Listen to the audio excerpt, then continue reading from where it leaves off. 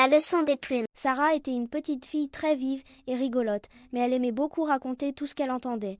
Un jour, à la récréation,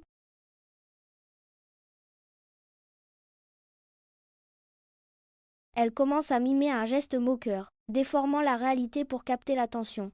Elle chuchote alors une histoire totalement inventée sur le jeune Ismaël, une fable cruelle qui se propage comme un venin.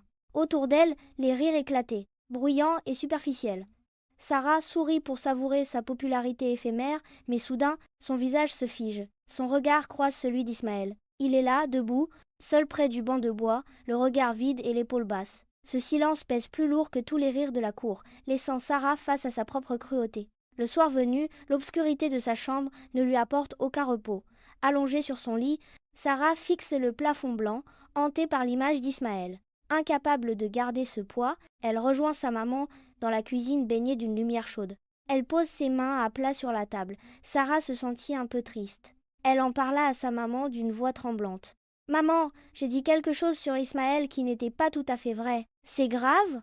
Sa maman l'écoute en silence, puis dépose un oreiller en plume sur la table. Ses instructions sont étranges. Elle dit: Sarah, sors dans le jardin derrière la maison. Déchire l'oreiller, secoue-le bien fort pour que toutes les plumes s'envolent, puis reviens me voir. Sarah attrape l'oreiller. Sarah trouva cela très amusant. Elle court jusqu'au jardin. Elle plante ses doigts dans le tissu résistant et tire de toutes ses forces. Soudain, des centaines de plumes blanches jaillissent comme une explosion de neige. Le vent les attrape instantanément. Les centaines de plumes s'envolaient dans toutes les directions.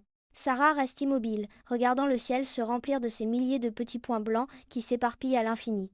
Elle rentre à la maison où sa maman l'attend patiemment sur le seuil, une silhouette calme dans la pénombre de la porte. Sa maman lui donne alors l'ordre ultime. Maintenant, Sarah retourne dans le jardin et ramasse toutes les plumes pour remplir l'oreiller exactement comme avant. Sarah repart, mais cette fois, ses pas sont lourds.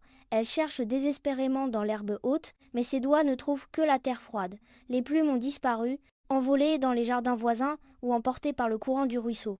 Elle revient, les mains sales et le sac désespérément vide. Sa mère pose une main douce sur son épaule et conclut: Tes paroles sont comme ces plumes. Sarah, une fois qu'elles sont sorties de ta bouche, elles s'envolent partout. Même si tu regrettes, tu ne peux jamais les rattraper complètement. C'est pour cela que notre prophète nous a appris que si on n'a rien de bon à dire, il vaut mieux garder le silence. Le lendemain matin, elle demande pardon à son amie.